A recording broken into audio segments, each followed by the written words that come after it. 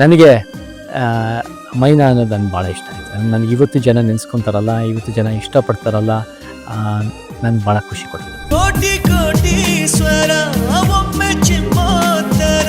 ನನಗೆ ನಾನು ಮಾಡಿರೋ ಸಿನಿಮಾದಲ್ಲಿ ನನಗೆ ಭಾಳ ಇಷ್ಟ ಇರೋ ಸಾಂಗ್ ಅಂದರೆ ಅದು ಮಧುರ ಪಿಸು ಮಾತಿಗೆ, ಬಿರುಗಾಳಿ ಸಿನಿಮಾದ ಮಧುರ ಪಿಸು ಮಾತಿಗೆ. ರೀಸೆಂಟಾಗಿ ವಿನ್ ಆದಂತಹ ಗಿಲ್ಲಿ ಅವ್ರಿಗೆ ಬಂದಂತಹ ನೇಮ್ ಫೇಮ್ ಅದು ಬಿಗ್ ಬಾಸ್ ಮೂಲಕ ಬಂತು. ಜೊತೆಗೆ ಅವರು ಫೇಮಸ್ಸು ಇದ್ರು ಬಿಡಿ, ಹೊರಗಡೆ ಒಂದಷ್ಟು ರಿಯಾಲಿಟಿ ಶೋ ಮಾಡಿದ್ರು, ಎಲ್ಲ ಮಾಡಿದ್ರು. ಸೊ ಅವರ ಒಂದು ಇದನ್ನ ನೋಡಿ ಏನನ್ನಿಸ್ತು ಸರ್?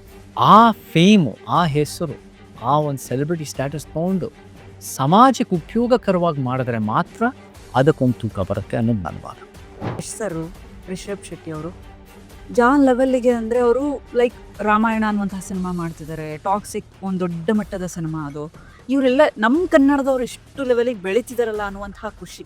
ಸಿನಿಮಾ ರಂಗ ಬೆಳಿಬೇಕು ಅಂದರೆ ಒಬ್ಬರು ಇಬ್ಬರು 3 ಜನ ವ್ಯಕ್ತಿಗಳು ಅವರ ಬಜೆಟ್ಗಳು 100 ಕೋಟಿ ಆದರೆ ಸಿನಿಮಾ ರಂಗಕ್ಕೆ ಏನು ಉಪಯೋಗ ಇಲ್ಲ. ಇಬ್ಬರು ಅಗರ್ಭ ಶ್ರೀಮಂತ ಆಗ್ಬಿಟ್ಟು ಬೆಳೆದ್ರೆ ಅವ್ರಿಗೆ ಒಳ್ಳೇದಾಯಿತು. Then don't you feel proud sir Yash ಬಗ್ಗೆ? ಈ ವ್ಯಕ್ತಿಗಳಿಗೆ ಒಳ್ಳೇದಾಯಿತು, ನಮ್ಮ ಇಂಡಸ್ಟ್ರಿಗೆ ಏನು ಮಾಡಿ.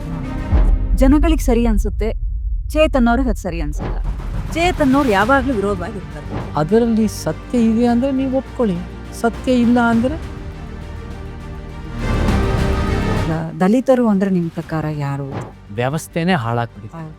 ಈ ವ್ಯವಸ್ಥೆ ಹಾಳಾಗಿರೋದ್ರಿಂದ ನೀವು ನಿಜವಾಗ್ಲೂ ಅದನ್ನು ಸರಿಪಡಿಸ್ಬೇಕು, ಒಂದು ಉತ್ತಮ ಸಮಾಜ ಕಟ್ಟಬೇಕು ಅಂದರೆ ಏನು ಬೇಕು? ಉಪೇಂದ್ರ ಅವರ ಪ್ರಜಾಕೀಯ ಕೂಡ ಇದಾಯ್ತು ಸರ್, ಏನು ಹೇಳ್ತೀರಾ? ಕೆಲವು ಡೈರೆಕ್ಷನ್ ಮಾಡಿದ್ದೀನಿ ಅನ್ನೋ ಕಾರಣಕ್ಕೆ ನೀವು ಪೊಲಿಟಿಕಲ್ ಮೂವ್ಮೆಂಟ್ ಕಟ್ಟಕ್ಕಾಗಲ್ಲ, ಪೊಲಿಟಿಕಲ್ ಮೂವ್ಮೆಂಟ್ ಮಾಡಿದ್ದೀರ ಅನ್ನೋ ಕಾರಣಕ್ಕೆ ಡೈರೆಕ್ಷನ್ ಮಾಡೋಕ್ಕಾಗತ್ತೆ. ದರ್ಶನ್ ಸರ್ ಅವರ ಪ್ರಕರಣ ನೋಡಿರ್ತೀರಿ ನೀವು, ಏನು ಒಪಿನಿಯನ್ ಇದೆ ಸರ್ ನಿಮಗೆ ಅವ್ರ ಮೇಲೆ? ಪ್ರತಿಯೊಬ್ಬ ಮನುಷ್ಯನು they are innocent and proven guilty ಅಂತ ನಂಬ್ಕೊಂಡೇವ್ ನಾವು.